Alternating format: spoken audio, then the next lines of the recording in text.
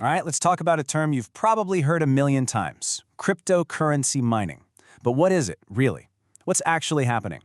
Well, today we're going to pull back the curtain and demystify the whole thing. We'll get right to the heart of how it works and why it's basically the engine that powers some of the world's biggest digital currencies. So let's dive in. So let's just start with the biggest question of all.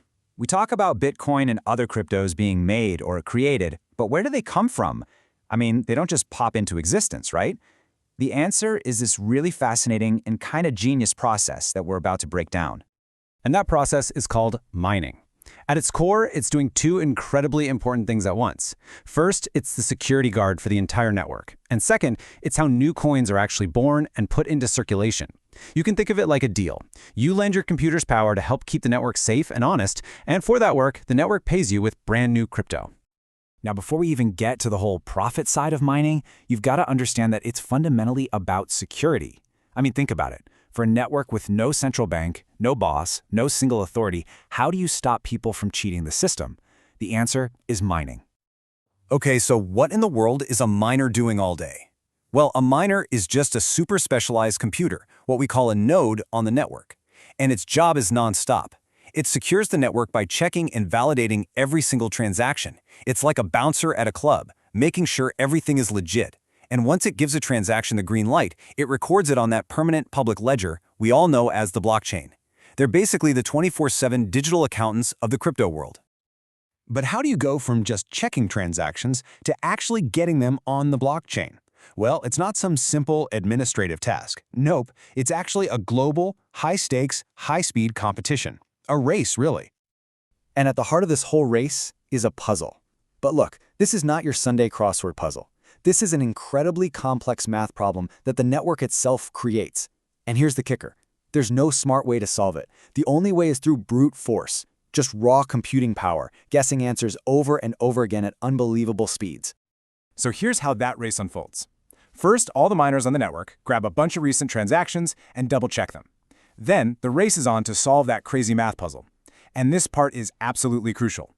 Only the first miner to find the right answer wins. That winner gets the exclusive right to bundle up all those transactions into the next block and officially add it to the chain for everyone to see. So you might be asking yourself, why on earth would anyone spend a fortune on powerful computers and electricity just to solve puzzles? Well, that brings us to the incentive. It's the whole reason we call it mining to begin with. The prize for being the first to solve that puzzle is brand new, freshly minted cryptocurrency. For Bitcoin, this is literally how every single coin has ever come into existence. This reward, this prize, is the powerful incentive that keeps miners all over the world spending their resources to keep the network secure and running. It perfectly aligns their own self-interest with the health of the entire network. Pretty clever, right? Okay, so I can see the gears turning. You're thinking, hey, I've got a pretty decent computer. Maybe I should give this a shot. And, back in the day, you could. But for the big players like Bitcoin, the game has changed dramatically. What started as a hobby you could do on a laptop has exploded into a massive global industry. And here's why. The network is actually designed to get harder as more people try to mine it. The more computing power that's competing to find the answer, the harder the network automatically makes the next puzzle. It does this to make sure a new block gets added at a steady, predictable pace. But a side effect is that the competition becomes absolutely ferocious. So right now, the mining world is really split in two. On one side, you have the major coins like Bitcoin. Here, you're not just competing with other people, you're competing against a specialized industry with massive warehouses full of custom-built computers. But on the other side, you have smaller, newer cryptocurrencies. Their networks aren't nearly as crowded, so the puzzles are easier. This makes it feasible for enthusiasts to get involved with more affordable gear. Of course, the potential rewards aren't as big either. But whether you're a huge mining farm or just a hobbyist tinkering in your basement, there's one single factor that completely dominates the economics of this whole thing. And it's not the price of the computer.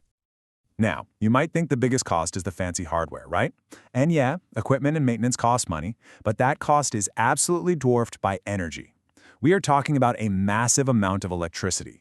These computers run at full blast, 24/7. So for any serious miner, profitability boils down to a very simple equation. Can you earn more in crypto than you spend on your power bill? So the bottom line is, because of that intense competition and the huge cost of electricity, mining the big cryptocurrencies just isn't a profitable hobby anymore. It's a game for professionals, where scale and hyper-efficiency are everything. And that leaves us with a really big, fascinating question. The whole system is designed to get harder and harder, demanding more and more energy over time. So as that continues, what does the future of securing these huge global financial networks even look like?